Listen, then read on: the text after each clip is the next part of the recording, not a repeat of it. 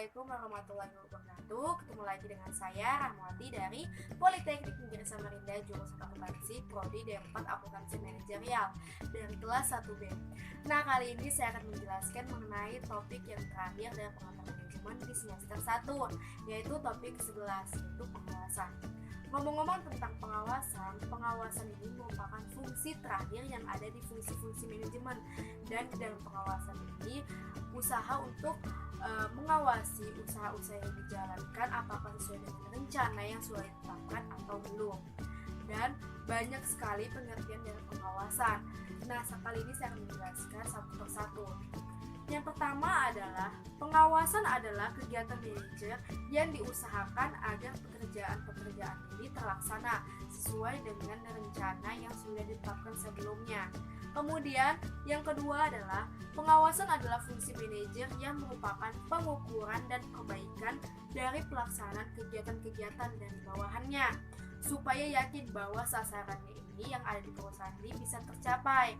Kemudian yang ketiga adalah pengawasan dapat diartikan sebagai suatu proses untuk menetapkan suatu pekerjaan, apa yang dilaksanakannya, kemudian menilainya, dan kemudian mengoreksinya apabila perlu, dengan maksud supaya pelaksanaan pekerjaan ini sesuai dengan rencana semula atau rencana di awal.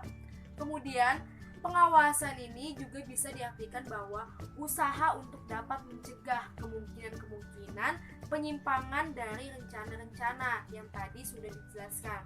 Jadi di dalam pengawasan ini bisa dilakukan di awal seperti ini, yaitu mencegah kemungkinan-kemungkinan adanya penyimpangan.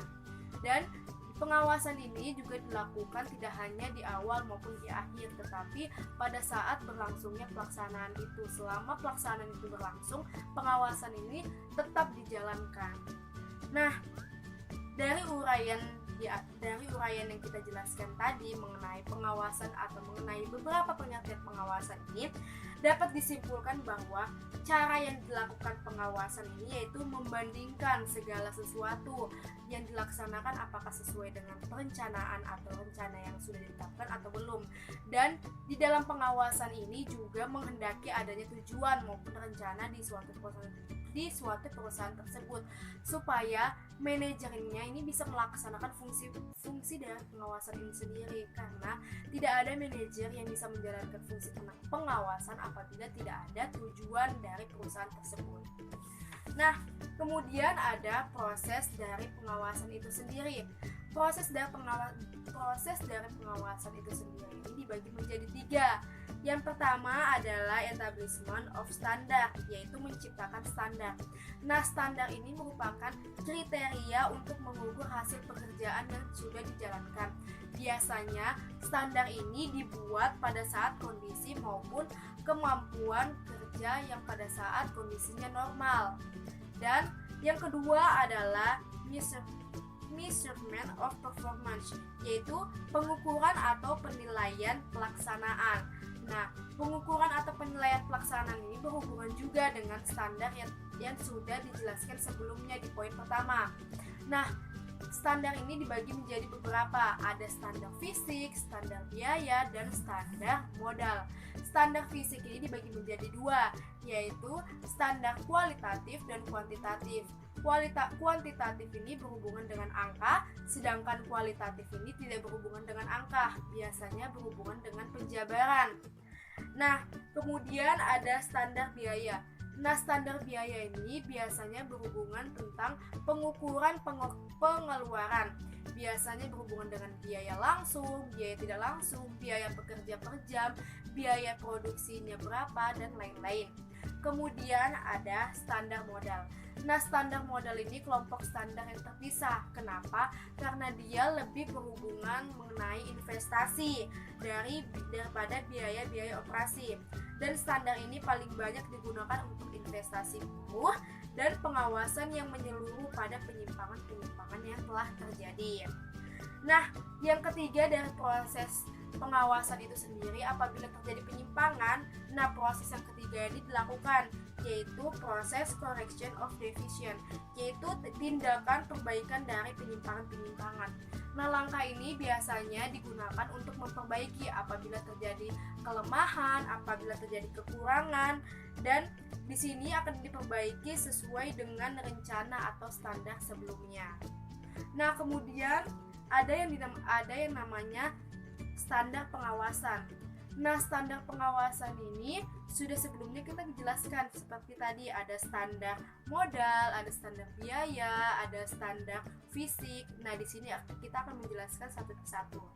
Nah, standar pengawasan ini ada 3. Yang pertama adalah standar dalam bentuk fisik, yaitu standar kualitatif maupun kuantitatif. Yang kedua adalah standar moneter, biasa berhubungan dengan keuangan, dan standar moneter ini ada standar biaya, standar modal, dan standar pendapatan. Kemudian yang ketiga adalah standar abstrak.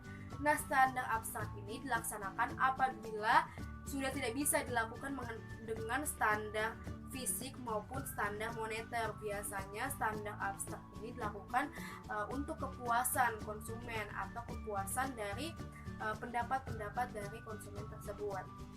Nah, kemudian ada nih tujuan dari pengawasan itu sendiri. Tujuan dari pengawasan itu sendiri yang pertama adalah untuk mengetahui apakah sesuatu ini berjalan sesuai dengan rencana yang telah dilakukan atau belum. Kemudian yang kedua adalah mengetahui segala sesuatu dilaksanakan sesuai dengan instruksi atau asas-asas yang sudah ditetapkan. Dan yang ketiga ini untuk mengetahui kesulitan, kelemahan, serta kekurangan yang mungkin timbul dalam pelaksanaan pekerjaan, jadi selama pekerjaan berlangsung. Dan yang keempat adalah untuk mengetahui segala sesuatu apakah berjalan secara efisien maupun tidak. Dan yang kelima adalah untuk mencari jalan keluar apabila terjadi penyimpangan, jadi diperbaiki ke arah yang lebih baik. Nah, ada dari jenis-jenis pengawasan. Nah, jenis-jenis pengawasan ini ada terbagi menjadi beberapa. Yang pertama adalah waktu pengawasan. Waktu pengawasan ini dibagi menjadi 2, ada preventif dan represif. Preventif ini dilakukan sebelum dijalankannya, sedangkan represif ini dilakukan setelah perencanaan itu dilaksanakan. Nah, kemudian ada objek pengawasan. Nah, objek pengawasan ini ada 4 bidang. Yang pertama adalah produksi. Kita harus tahu apakah produk yang kita hasilkan ini kualitasnya maupun kuantitasnya kita harus paham dan kita harus mengawasi hal itu. Kemudian yang itu keuangan. Keuangan ini berhubungan mengenai biaya maupun ongkos-ongkos yang pada waktunya mudah berubah. Dan yang ketiga adalah waktu. Waktu ini menentukan apakah yang kita produksi ini sesuai dengan waktu yang sudah ditetapkan atau rencana yang sudah ditetapkan atau belum. Dan yang keempat adalah manusia dengan kegiatan-kegiatannya. Jadi kita melihat apakah karyawannya ini sudah melaksanakan pekerjaannya ini sesuai dengan instruksi maupun tata kerja dari perusahaan itu sendiri. Dan apabila kesulitan bisa dilakukan perbaikan maupun bisa dilakukan dengan cara-cara lain ataupun perbaikan-perbaikan lainnya. Nah, pengawasan yang berhubungan dengan manusia ini biasanya bisa dilakukan dengan 2 cara, yaitu dengan langsung maupun tidak langsung. Langsung ini biasa digunakan apabila kepala bagiannya ini langsung mengawasi bawahan-bawahannya, sedangkan tidak langsung ini bisa saja kepala bagian ini melalui atau mengawasi ini melalui kepala subbagian atau biasa disebut dengan melimpahkan tugasnya kepada bawahannya Nah, kemudian menurut baseline pengawasan ini berdasarkan objeknya ini dibagi menjadi 2, yaitu administratif kontrol dan operatif kontrol. Nah, administratif kontrol ini biasanya berhubungan dengan perilaku maupun pikiran, sedangkan operatif kontrol ini biasanya berhubungan dengan perbuatan maupun cara kerja dan tindakan. Dan ada subjek dari pengawasan itu sendiri. Subjek dari pengawasan itu sendiri dibagi menjadi 2, yaitu pengawasan intern dan pengawasan ekstern. Yaitu pengawasan intern ini dilakukan oleh orang di dalam perusahaan tersebut atau organisasi tersebut, sedangkan pengawasan ekstern ini dilakukan oleh orang luar dari perusahaan maupun organisasi tersebut. Contohnya adalah BPOM. Kemudian selanjutnya ada cara mengumpulkan fakta-fakta untuk pengawasan. Jadi di pengawasan ini harus mengumpulkan fakta-fakta terlebih dahulu. Nah, cara pertama adalah personal observasi. Personal observasi ini peninjauan secara pribadi. Sedangkan oral report ini merupakan laporan lisan. Dan ada lawannya yaitu written report, yaitu laporan tertulis. Kemudian yang keempat adalah control by achievement and share.